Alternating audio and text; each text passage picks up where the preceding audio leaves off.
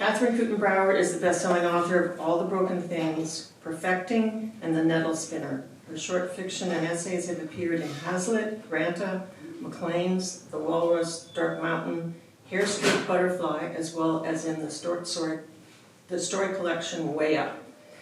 Her novel, The Nettle Spinner, was a finalist for the Amazon.ca First Novel Award, as well as the Relit Prize. Kathryn is the recipient of the Sydney Prize and the Danuta Gleed Award. Her novel, All the Broken Things, was longlisted for Canada Reads. She was a fellow at the prestigious Yaddo Residency and a gracious resident at the Virginia Center for the Creative Arts. Kathryn holds a PhD from the University of Toronto. Until recently, she held the post of assistant professor at Colorado College, where she taught master classes in creative writing. She has also supervised many successful students at the University of Guelph's MFA. She currently teaches creative writing and literature at Victoria College at the University of Toronto. Her new novel, Wait Softly, Brother, has been described in the Toronto Star as, quote, utterly transfixing, constantly surprising, and truly a wonder to behold, unquote. Shani Mootoo was born in Ireland, grew up in Trinidad. Shani's first novel, Cirrus Blooms at Night, published in 1996, was shortlisted for the Scotiabank Giller Prize, the Ethel Wilson Fiction Prize, and the Chapters Books in Canada First Novel Award, and longlisted for the Bookh Prize. Other novels include He Drowned She in the Sea, longlisted for the International Dublin Literary Award, and Val Mikey's Daughter and Moving Forward Sideways Like a Crab, both of which were longlisted for the Scotiabank Giller Prize. Shani's most recent novel, Polar Vortex, was shortlisted for the 2022 Giller Prize. She is also the author of 3 books of poetry, Cane Fire being the latest, published in 2022. Shani was awarded the degree of Doctors of Letters honoris causa from a Western University, is a recipient of Lambda Literary James Duggan's Outstanding Mid-Career Novelist Prize, and most recently, the Writers' Trust Engel Finley Award. She's been living in the county now for 10 years. So Shani, over to you. Thank you. Thanks very much. Thanks, Elizabeth. And thank you very much to the library for asking me, for giving me the honor of doing this interview with Kathryn. I'm really glad to be on stage with you in this role.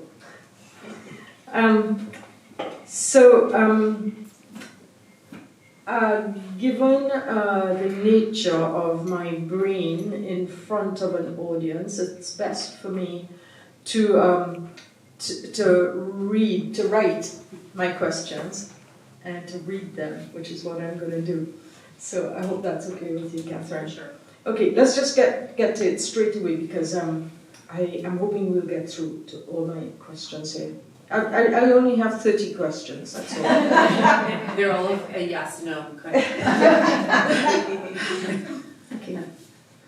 So, I don't think that we need to do the synopsis of your novel. I think you'll get, from my questions, you'll get a sense of what the book is about. Okay.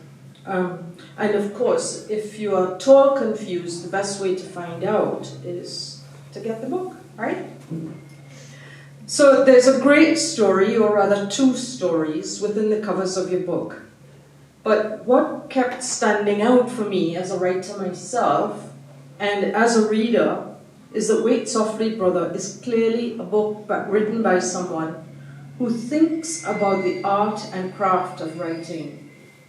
The book is structured so that chapters alternate between present day and a story that is being written by the protagonist and set in the past. Although words on the cover of the book state that this is a novel, there are parts that read like real, factual autobiography. And this might be because I know you, but actually there's even a photo of your mother very near the beginning, a kind of statement suggesting to us that we are, in fact, reading facts. And then the parts of the book set in the past read like fiction. In fact, Kathryn is the name of the protagonist and spelled exactly like this Kathryn. Kathryn is asked by her mother what she's working on, and that Kathryn says autofiction, which she explains is a sort of memoir. And the delightful slips that kept me 1 minute convinced I was reading a creative non-fiction work, despite the word novel on the book's cover, and then the next minute completely thrown by full chapters of admitted fiction. It seemed that you were not just toying with the reader, but with the genre autofiction. And it's a genre that is becoming a bit better known and appreciated lately on this side of the Atlantic.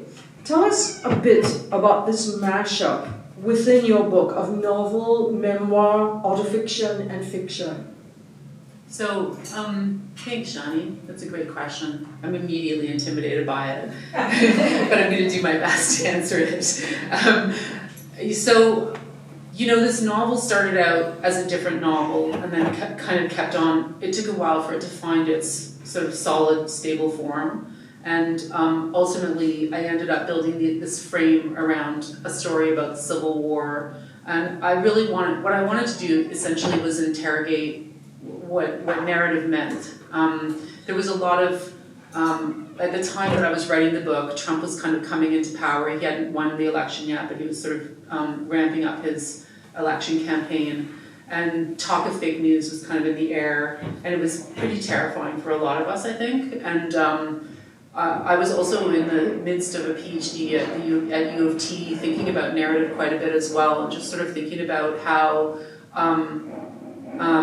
you know, I myself had kind of fallen sway to a certain narrative in my own life, my marriage, you know, having children, taking on a kind of role that was, I guess, expected of me, and not being particularly happy in it, and sort of realizing through in a weird way, through some of the coursework I was doing, that I'd kind of been fed a load of bunk, and that I was buying, through the process of, you know, like signing that document that meant I was married, was, I was also like, I guess, buying into a narrative that wasn't really my own, if that makes sense. And I took this course called The Marriage Contract at one point, and the professor gave us a reading, a text to read, and that was an article about how the marriage contract and nation building in the United States were kind of like confluent, like they were in fact the same thing. That's interesting. That marriage contract and nation building were really inseparable in some ways historically, and I was appalled by that, partly because I was already pretty unhappy, but also just you know, sort of wondering about my own complicity in that story. And I went running home to find this contract that I had signed, and I was looking through all the documents, and you don't actually get the contract. You know, you sign it, but you never actually get a copy of it. And so I just had this like huge kind of bodily response to that, and I realized that, you know, I was part of a story that wasn't my own. And so this book became in some ways about that, sort of how first of all the personal and the universal are connected in those ways. What we do on the ground, signing a document like that, means something else in a sort of global way. And so I was thinking a lot about how story operates, and you know, genres have been like becoming more and more fluid. You know, sort of you know this from you know the fact that you're also a writer.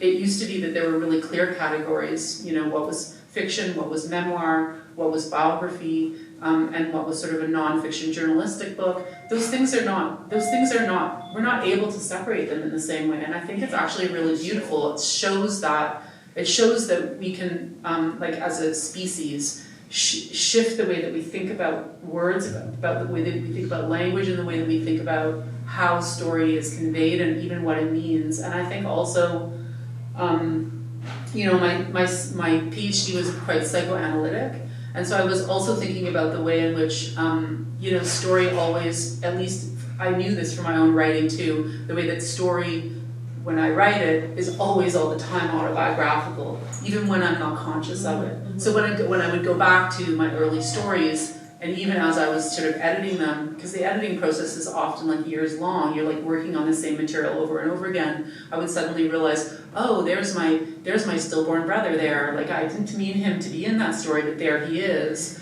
And so, yeah, I wanted to play with the material. I wanted to play with the material in as weird a way as I could, because I wanted to lay bare the fact that narrative is fabrication. Like, we can shift things around. We can make it our own, at least to some extent. Well, coming out of visual arts background, I kept reading the book almost as if it were an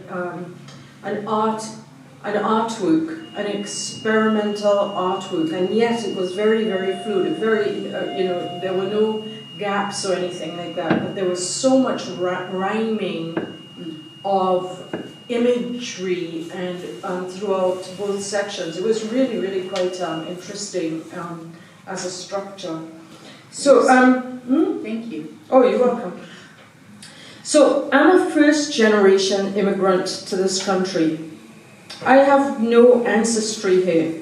In fact, 5 generations ago, my ancestors were taken from India by Imperial Britain to work on plantations in Trinidad. My family has no record of ancestry past those who arrived from India at the end of the 19th century. Today, people with histories like mine are driven by a need to know from where we came and who our ancestors were. In fact, because there has been so much displacement and movement around the globe recently, there's a lot of creative work being done today dealing with ancestry, identity, settlement, and all that arrival encompasses. I see a comparable drive in Kathryn, the protagonist, as she attempts to create a life and a story for her supposedly stillborn brother, as well as a life for an ancestor. She speaks of having spent a lifetime trying to create a person out of a ghost. Kathryn, the character, says that writing itself is a special kind of doing, a kind of embodied arrival. This story of what I call is white longing, white missing, of early racial mixing, of the white writer attempting to make her place. A story is, I think, an important admission and addition to the ways we think of our presence in this country.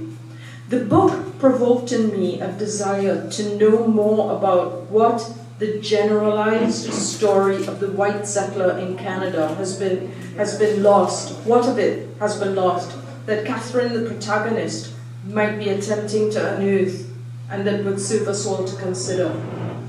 To start with, tell us a little about what Kathryn, the author, that would be you, means that writing is a kind of embodied arrival.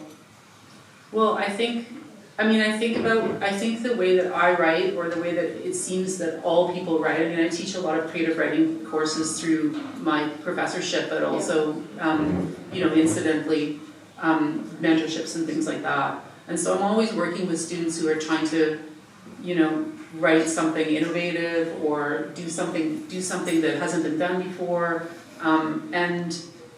Usually the way into that, the only way into that works is if you go into the personal. Like, if you make the daring move to unearth the things within you, the traumas within you, which is to say your temperament, your actual personality, your particularity. Because if you're not writing that material, then there's no stakes for you as a writer. And if there's no stakes for you as a writer, it seems to me that the energetic kind of burbling up on the page won't be there. Like, you just won't have something that is feels urgent for the reader, or feels relatable even. Because I think if we don't go there, if we don't deepen the writing to dare to, pick at those wounds, I guess, it won't resonate. It literally won't resonate lyrically. And I've seen it again and again with students. I remember this one student of mine, came to me. This was at Colorado College, so I met my students quite frequently. And he was writing these stories that he'd never named his characters, and they were very superficial kind of fairy tales. They were well written, but they weren't resonant. They didn't move anyone. And I said to him, like, what about if you would name your characters?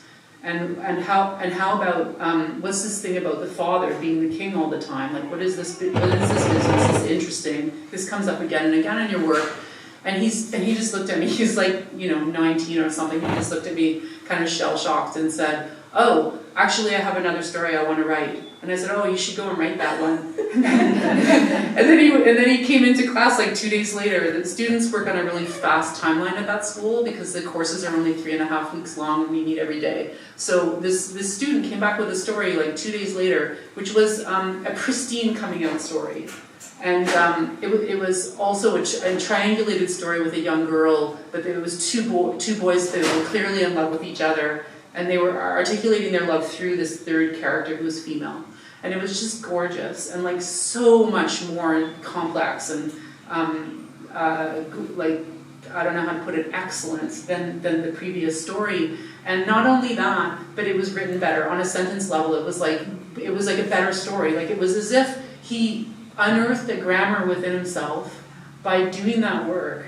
And so I do think that if you're doing this sort of, like, first of all, if you're doing that work, you're embodied, right? Because the thing is that your traumas and your idiosyncrasy, it resides in your flesh. Like, it's not like some ethereal thing that happened to you that you think about once in a while. It's actually sitting in the crevices of your body. Your subconscious, your unconscious is all through you. It's not in your head, even though we like to think of it that way. And that's why you can be triggered by people touching you in certain ways, and that sort of thing. And so, of course, when you're working with the material, you're also in your body. And also, like, even though it sounds ridiculous, the words are coming out not through your head or your mouth when you're writing, they're coming out through your body. You're writing, either you're writing with a pen and then you're using more of your body, or you're using your fingers, but you're always, like, using your body. So this presence is kind of like urging out of you. And so when I have students who are like struck, like they're having a hard time doing that, I'll often say to them, instead of using a pen, how about use a crayon, see what happens then? How about use a paintbrush, see what happens then? Because you're always going to be finding more things the more you dare to kind of use your body. And that, I think, answers sort of part of your question maybe. But there's this other part about... Well, it's because the reason I asked, first of all, to comment on that, what I would say is when I was reading it, I kept thinking, this is a book about how to write a book. As I'm reading, I'm thinking, wow, I'm learning a lot from reading this book. You're relearning a lot. Well, yeah, I mean, you can always read, but there was so much, in there about, particularly I felt, about that sort of very gentle internal rhyming. But you're also demanding something of the reader. And I think I had said this to you before when I read All the Broken Things, that you demand something of the reader because there is this kind of internal rhyming of imagery and so on that happens. That if you are reading with a conscious effort to love the reading, the act of reading, you will see it in the book. So, and then the other part was, I asked the question because I read somewhere that you spoke about the book being about, you used the word colonialization, which was a word that I didn't know. I know colonization, but colonialization. And so it made me think then about whiteness in the book. And there it was. Once I thought about it, there I saw it. So I was wondering about that. Yeah, I think it's definitely there. I mean, I think one of the impulses of the book is to, query that like injury. I mean, it's an injury obviously to people of color, and it's an injury especially in the U.S. where much of the book is set. But it's an injury between. White is created through this articulation of blackness as we understand it, right? This sort of idea is like, we only get to be white because we say that other people aren't. And so I wanted really to think through, I mean, it's on purpose that the Civil War, that the American Civil War is a piece of this story, because I wanted to show, or at least I wanted to play in the fields of this old horrible wound and see what I could dig up. And so, you know, when at my launch, the person who interviewed me talked a lot about the digging. And so this is also like an archival act of digging, right? I'm digging into this story of ancestry, but in the meantime, I'm also digging into this very still lively story of the slave trade, of white complicity in that, or like white,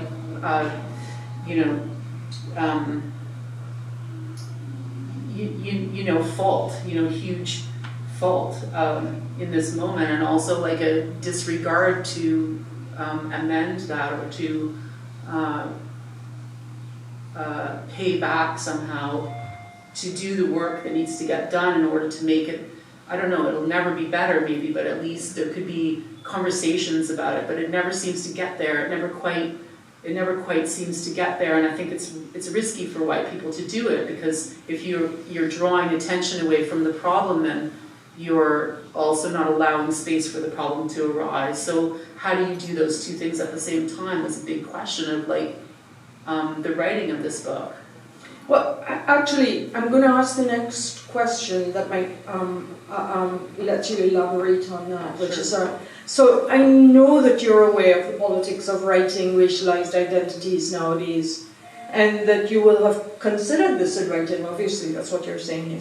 So I'm wondering about the choices you made in the writing of the 3 black characters who play a significant part in the story within the story.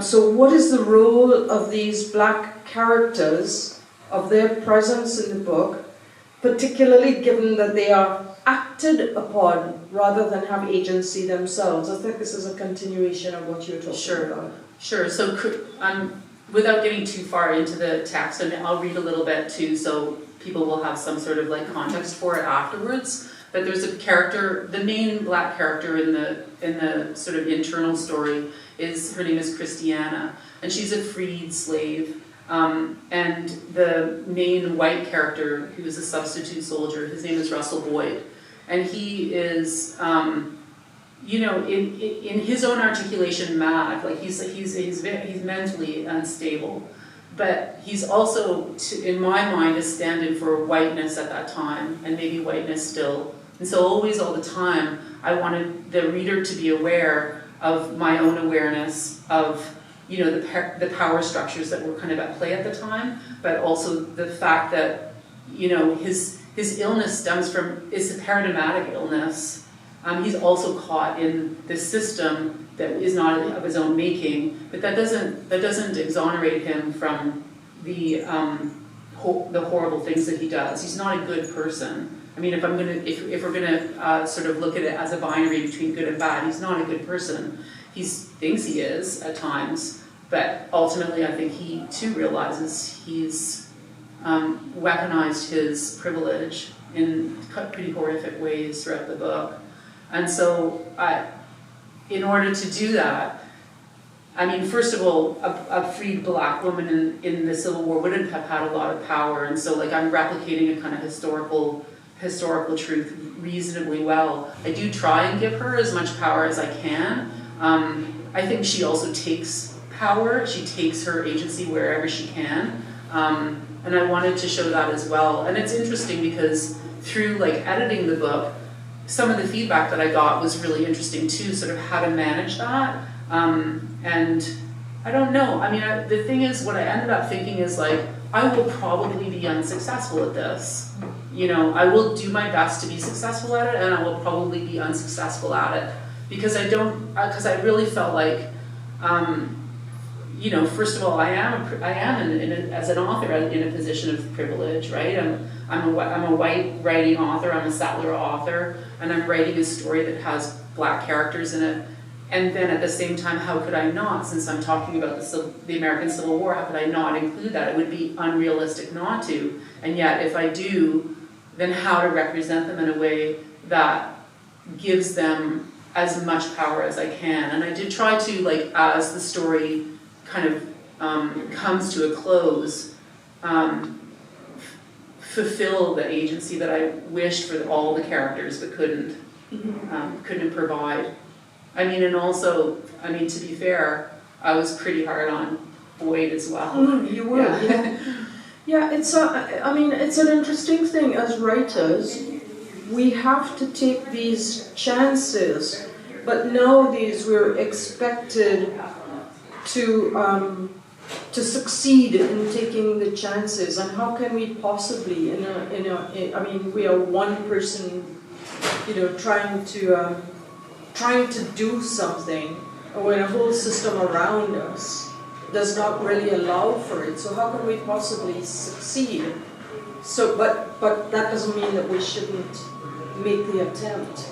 I think too, like, if it seems to me anyway that if this problem in our society is to be disentangled to any extent, then dialogue has to happen, discourse has to happen around it, and it has to happen separately, it has to happen in all the safe ways that it can, and even maybe slightly risky ways. Yeah, books are becoming very risky, as we know. Yeah. Okay, so returning to the theme of writing, in a chapter called Day 6, you begin with these words as spoken to us by your protagonist. I love the malleability of the novel as a form. I love how it can be put into service for all manner of means, how language can be playful in this way. It's always been a thing with me, this driving toward the edge of what is believable. There's so many little notes in it about writing that are really, really lovely. Like if you want to read this book. Then a little way down from there, Kathryn says, and when that Kathryn says, written by this Kathryn, and when we make up, I suppose we get somewhere, don't we? The imagination being the playground of the unconscious. The creative act is where we find ourselves. This is a very, very strong case, these words, and the book as a whole for creativity, just what we're talking about right now, and here for writing itself, specifically as a means to an end, a means towards self-discovery, and probably nation discovery as well. Self-creation, nation creation. You, the author, are clearly fascinated here by the possibilities of and the power in the art and act of writing. Can you tell us a little bit about what writing's magic and necessity for you personally? Well, I mean, to put it really simply, it can make things that aren't true seem true. And then by doing that, it can provide possibility to people or to me, even as the writer. And I don't know, I've started a new novel a couple of days ago, and it's so fun. Like, it's just such a ride, like, especially at this point, sort of 5,000 words in, and I'm like, I haven't written myself into a corner yet. It can be anything I want. And there's so much joy in that, and I just sit down and start writing, and stuff comes out, and I don't always know what it will be. So that too is interesting to me, because if it's coming out of me, where did it come from in the first place? So that kind of alchemy really thrills me. And in the context of this book, I also was, legitimately querying this space that is occupied in my imagination by my stillborn brother, a brother who was born before me, whom I never met, who died before he was a person, really, and unless you consider personhood, previous to birth. But anyway, he was stillborn. My mother almost died, so that part is accurate. So there are things in the book that are factually true that will probably, even though she agreed, might appall my mother to read in black and white. But did you read it to her as Kathryn does in the book? I haven't read it to her. Although she did allow herself to be interviewed a number of times, and so we had many conversations about it before the fact. And I thought it would be more factual at some point. And then I realized that I couldn't write the book and be true to the larger vision if I did that. So I just said to her, either don't read it or don't expect it to be the thing that you might have expected it to be. So I don't know if she's read it yet. I haven't heard from her. Usually she calls me once she's read the books that I write. But I mean, I wanted to, you know, sort of aim directly at this story about my stillborn brother, and I wanted to find out. I wanted to do that digging. I talked to my mom at length about it and tried to figure out the whole of the story, and I got somewhere, but not all the way. She's kind of, I mean, it's obviously a huge wound for her, so I could only get so far with it. I won't say what the ending is, but it was heartbreaking. And the thing is too, is that I'm forever making up this story about him, or I realize it at some point. I'm forever making up this brother that I didn't have, but that in my imagination looms so large. I mean, when I was a kid, I used to think about him all the time, and I wonder too if that gap, that void of not having this brother that I imagined to have maybe almost had, is why I'm a writer, because it put me in a position, for whatever reason, the reason of my particular temperament, to like start to imagine, to start to make story. And so I think the first stories that I made were compensatory, you know, trying to create a boy where there wasn't one. And so I wanted to build that into the story. And so in some ways, the resonances that you talked about earlier, the rhyming between the sections, are like me recreating him. You know, me recreating him in Russell Boyd, me recreating him in Christiana's son, or me recreating him wherever there's a male character, somehow that child kind of like rises up in my body and comes out through my hands as text. So I think that's a piece of it, definitely. You're right. You know, like I wonder if I mean, this is the driving thing with all of us who are writers, or for most of us, is that question, that deep question, like even from childhood, that makes us go to a creative practice to try to sort things out. I do really have 30 questions, but I've only brought a few, and I'll ask you the last question, and then perhaps you can read. But at your launch in Consequent, you spoke a great deal more about other topics, and which I would love for you to talk about all of them here, because they were also very interesting.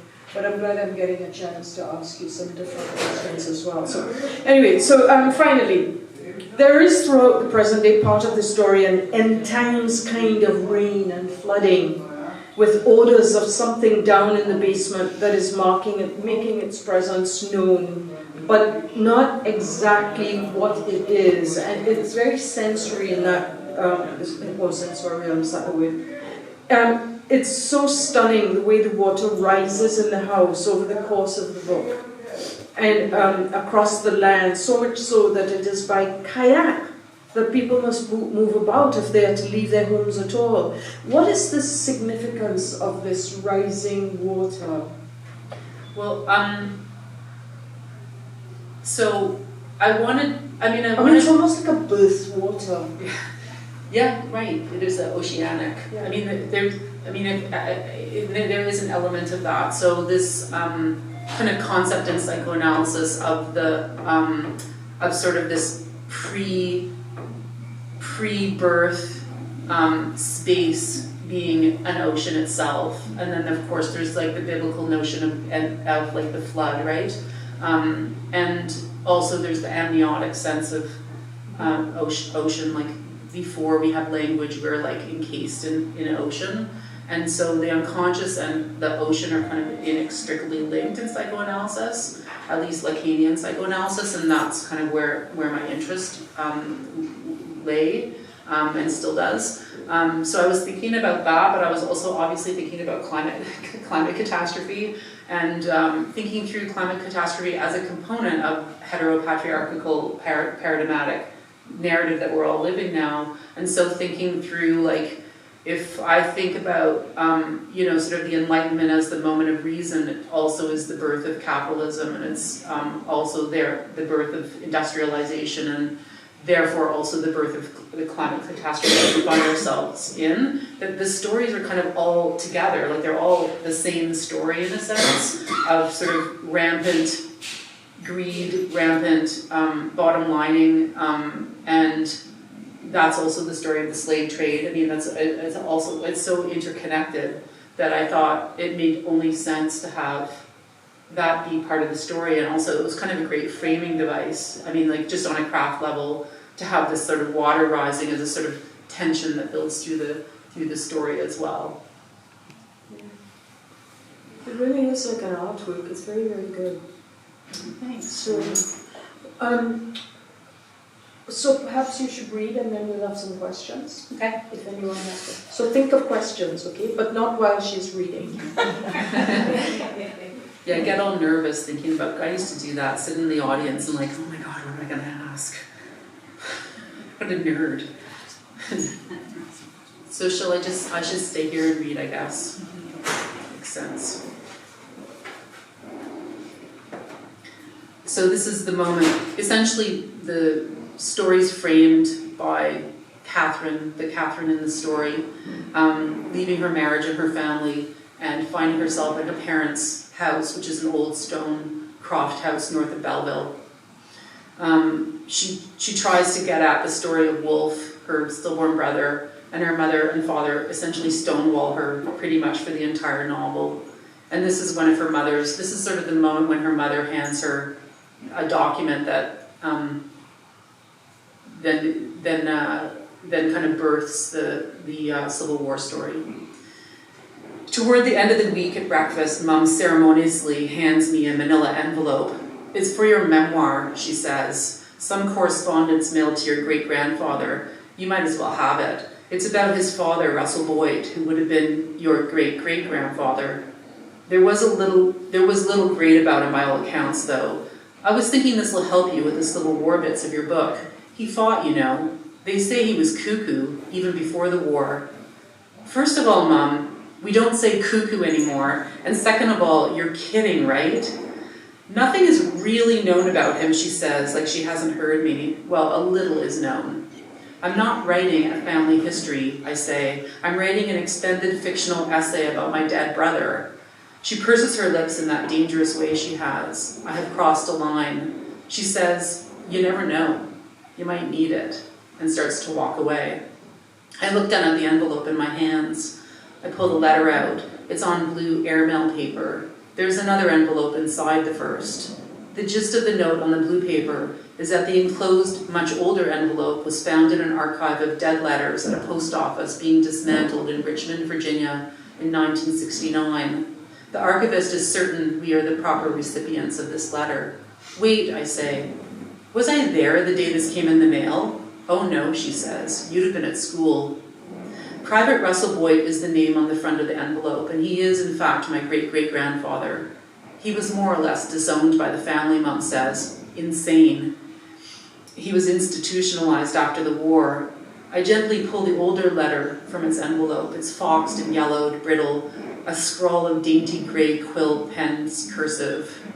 Dear Private Boyd, it reads, I do not know why you did what you did, and I suppose you must have reasons of your own. For my part, I wish I never was entangled in your business and you never got tangled up in mine. And yet, if you send me back my rightful property, I think I can carry on some. Otherwise, wee Charles requires new breeches and a decent flaxen shirt. Please do send money and news when you can. Sincerely, Christiana Malden. My God, I say, have you read this? Who was she? I think she was a mistress, says Mum. I hand the letter back to her. I'm really not planning to write anything particularly historical, I say. I do not want this. This is the last thing I want. She pushes my arm away. Throw it out if you don't want it, she says. Bait. I am stupid. I bring the letter up to my room, sit on the bed and read it over. It smells of some kind of perfume, rose maybe, and dust, and a hint of barnyard, which might be its years of sitting in the pig shed. I know Mum gave me the letter to distract me from my fixation on Wolf, but I won't be waylaid. I tell myself this, but who am I kidding? The thing has its hooks in me already. They say that everything you write, just like everything you dream, is a replica of you, or your unconscious self. They say you can't write a character who is not, in some true way, an aspect of yourself. If this is true, then all fiction is autobiography, all writing is self. Maybe I can find my way to Wolf this way. Maybe it's the only way to him. I set the letter on my dresser and sit down to write. I tried to become Russell Boyd, my mentally ill ancestor. 1864. Virginia, how stupid of me to come here, a city boy. I was recruited to this war in Toronto at the university, a war with such atrocities piling up. We saw the images in the newspapers that most thinking men refused to go, and so the US government created a tantalizing loophole. If you were a man of means, you could simply hire a substitute. They even called it substitution. And so we came from all over the world to fight for the cause of the freedom of all men, in the stead of rich men who would rather get richer than die ignobly in a filthy farmer's field. I know better now. But in 1864, I was naive enough to think that the war might be my ticket out of the middling hell my father was concocting for me. A white picket fence, a suitable wife, a life of desperation, or so at the time I imagined it. It seemed like a horrible prospect until I threw it away. Then, on the train to my new life, regrets came quickly. Money was one issue. Pay was inconsistently meted out, and the initial $300 was spent 1,000 times in my mind before it was even to hand. An adventure, I thought. Mother had used the term fool, and father would not even look at me by the end. He did not believe in the equality of all men. He had stocks in cotton. The industrialist who hired me to fight in his place was named Ebenezer Wilkes. He came to Toronto to fetch me. It was a 20-hour journey by trains to Washington, and we made it together. During that time, Eb outlined precisely how he anticipated I would deploy certain military skills he himself did not have, nor did I, but he did not know this. He had lofty ideas of our identities merging, something I resisted, not least because I doubted the existence of any pre-existing identity in me. Father believed me to be a milquetoast. Eb and I disembarked in Washington. Eb wanted to show me the industry his father founded. His father, God rest his soul, as a young man, had lost his left leg below the knee to a thresher, and by necessity and discomfort had become a limb maker, an innovator of body parts, first for himself and then for other broken men. His father contested the position of first American limb maker against a Mr. Palmer, but had been quiet about it. He was a man who hardly talked if he could avoid it, sending instructions to the factory floor on little scraps of paper. Achingly shy, he had been known to duck under the office door window if he saw someone coming. I thought how Eb must be the very opposite of his shy father in temperament. Then he said, "I know what you're thinking. My mother, and rest her soul too, used to say I came out babbling, and that I never did or never will stop." I relaxed then, wondering how on earth such meekness and joviality could coexist. My own father shrank into a nasty, wee, raging homunculus and nestled in my chest cavity. In the factory, Eb grabbed me by the shoulder, gestured to the eaves from which hung countless articulated legs and some mechanical arms and hands. There was a prototype hand stuck to a piece of elm on the workbench. Eb made me try the lever that got the opposable thumb working. The entire hand was a tight, coiled spring. "Imagine you had an operating hand like that," said Eb. I shuddered. I had a vivid imagination and did not want to exercise it on this. I was far too sensitive to fight in a war. My father referred to my personality as unstable. Some of the other limbs had gears and were a marvel to see if you didn't think too long and hard on why a person might want one. I've said, the technology is astonishing. I wonder now if it was then that my body took on the way of prosthesis, that I shifted from the fleshly anatomy of human subject to something mechanical, a kind of machine fellow. The legs hung like sides of curing lamb. Eb reached up to caress one. "When the war is won, you'll come and work for us," I recall him saying. The pong of joint grease and metal fighting, corrosion, resin and maple wood shaving wafted through me. There was always a mutilation to resection, and our work is never done. Even a half-trained anatomist would be useful to us. He called me his twin soldier then. I smiled and thanked him. I thought I would rather finish my medical training and salve minor wounds and marry back in Toronto, but it was too late for such thinking. On the train, I mentally tallied that I would need exactly 700 Canadian dollars for the final duration of my schooling, and I would rather kill myself than borrow money from father. It's true that I had the steadiest hand of any of the interns in my year, but that didn't amount to much, as I also had the flutteriest head. The sight of blood and the flurry of any sort of emotion worried me. Lumbricals, hypothenar. Did the roots of trees worry their trunks so? It's a good setup, I said to Eb, by way of stopping the recursive thoughts. Eb smiled. His gums shone pink and edged each pearly tooth like bunting. His face lit up at the smallest provocation. Fight like a tiger in my place, will you? I smiled back at Eb's teeth. Sure I will. And now, months into this substitution, I was in the thick of a very bad story. My comrades and I had taken to rifling through the uniforms of the dead. I first read Henry Malden's letter after peeling it out of his pocket. A private named Belair goaded me to do it. I began to make up the man's story right away. In my imagination, I pictured him tugging at the left cuff of his uniform. It was dark out, and he was using the murky candlelight to look at himself in the window bought with the bounty he'd received. Now he was dead and rotting on a farmer's field in Virginia, a substitute soldier of a colored brigade. In death, we are not all equal. I'm ashamed to admit that I recall thinking as such. The uniform jacket he wore was woolen, already too hot for the end of May, and to my mind, probably the finest thing he'd ever had on his body.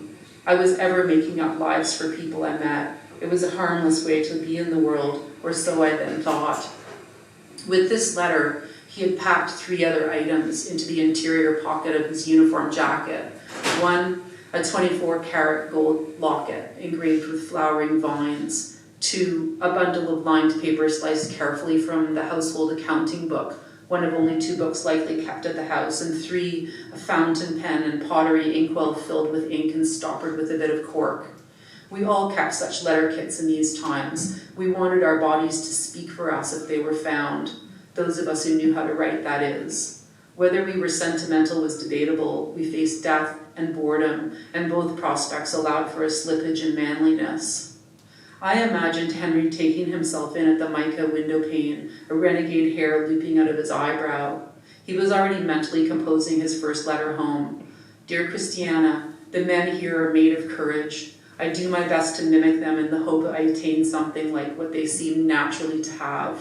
The war is nearly won, and many lie dead. I thank God. And here he faltered a little, having brought himself near to crying. What was he doing? He slammed his fist into his pocket and felt the first tearing of the fabric seams. Like mine, it was a cheap replica of a standard military issue uniform. We substitute soldiers not deemed worthy of the real thing. And also a wad of single-dollar bills, I forgot to mention, 7 of them, the first monthly payout he had received as compensation for his substitution upon which he was embarking. All of this I stole from his bloodied corpse. My parents thought me mad, and if I was not mad, I would soon become so. This war was one to which I was ill-suited. I was at odds with the rules set out in it. When Henry actually got a chance to write a first note, it was the morning after his first battle, more a skirmish in fact, but it was enough to make things real. I imagine he took out his writing kit, propped himself up, his uniform already smeared and frayed with experience, on the most symbolic tree he could find, a spindly bur oak that knobbed acutely into his trapezius, and wrote, Dear soldier, if you should find me dead, please carry this letter to Christiana Malden, my beloved. Dear Christiana, you are strong, and now you must be stronger still. Know I fought with you in my heart, and with our child in my every waking thought.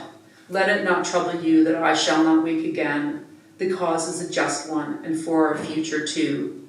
It went on like this for some time, Henry imagining a future that did not hold him, luxuriating in the ache that traveled down his shoulder. It was this very epistle that I brought to the Malden cabin. Thank you.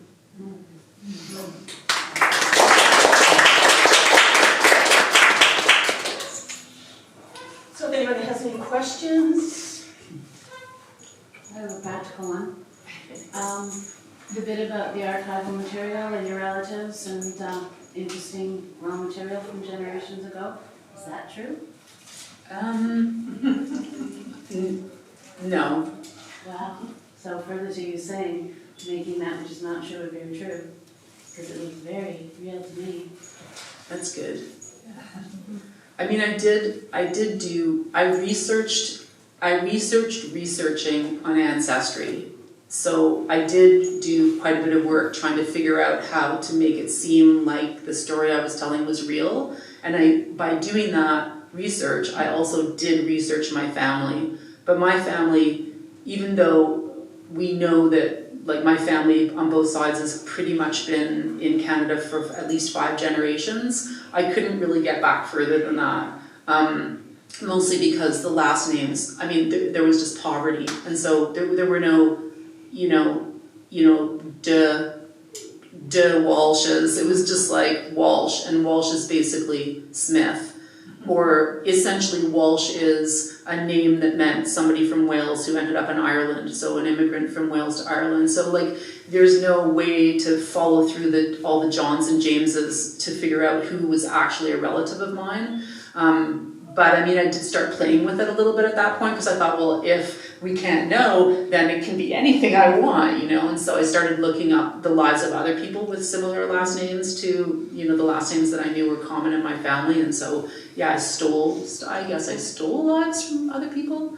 But that pituitary dwarf that's mentioned at one point, Jeffrey Hudson, he wasn't a relative, I don't think, but he existed. It exists. Yeah. Anybody else? I have a question. And it's about the title and what's behind the title. I mean, it evoked lots of things for me, but I just wondered if you could talk about that. Well, the title was a latecomer. The original title to this book was The Substitute. I had planned to call it The Substitute, and that title was available until about a year ago, and then it wasn't available anymore. Somebody else, actually a Canadian, took it, and so I couldn't very well use it anymore. It didn't seem sensible to use it anymore, and so I was floundering around looking for a title that I liked and having a really hard time. And titles are, like for me, notoriously difficult. And my publisher suggested, well, I had been looking at the Alperty poem, which is called The Country North of Belleville. I don't think that's the title of it, but it has that line in it. And since the book is set there, I was kind of on a Purdy search. And my publisher is a poet, and he said, here's a poem, and I was like, not that one. We were trying to find a line in one of them, and then I don't know if he found it. I think he might have found that poem and just sent it to me. And I mean, should I read the first stanza of it? It's kind of, I actually got the chills all through my body. It was just incredible. So the poem's called The Dead Poet. And I also like it that it's named after, that it's named for an Alperty poem, because obviously it's then set kind of in this area. And here's the first stanza, The Dead Poet by Alperty. I was altered in the placenta by the dead brother before me, who built a place in the womb knowing I was coming. He wrote words on the walls of flesh, painting a woman inside a woman, whispering a faint lullaby that sings in my blind heart still. I mean, I was like, of course it has to come from here. And that line is in the last stanza. Sleep softly, spirit of the earth, as the days and nights join hands, when everything becomes one thing. Wait softly, brother, but do not expect it to happen. That great whoop announcing resurrection. Expect only a small whisper of birds nesting and green things growing and a brief saying of them, and know where the words came from. And I don't know, I tried to look into the archive of Purdy to see whether there was actually a stillborn brother, but people just say Purdy made up stories about everything, and a lot of his poems are, he's impersonating, he's creating a character and then sort of being that character. So it's hard to know whether it was his, just like I made up shit, he also made up shit, yeah. It's what we do, writers just do. So any more questions?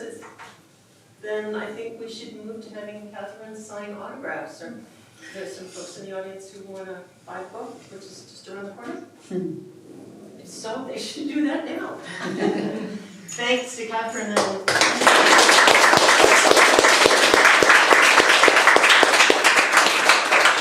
Thanks. Elizabeth, and thank you to the library also for hosting us.